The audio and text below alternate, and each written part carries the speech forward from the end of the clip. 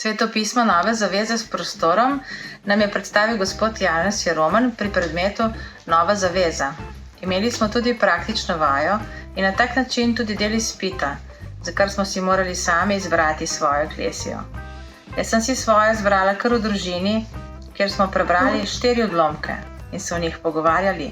Bilo je zelo bogato, pa tudi razmišljanje otrok so me prav pozitivno presenetila. Kot zelo dober pripomoček za takšno skupno branje Svetega pisma, kakor je skupina Eklezija, se mi zdi svetopismo s prostorom.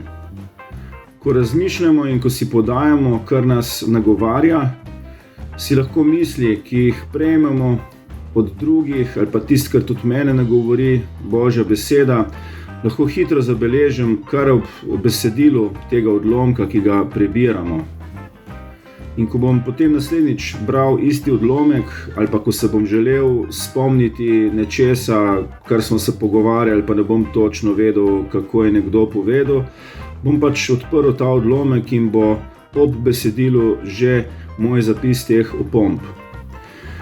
Tudi sicer se mi zdi takšna izdaja Svetega pisma dobra tudi za povsem individualno branje.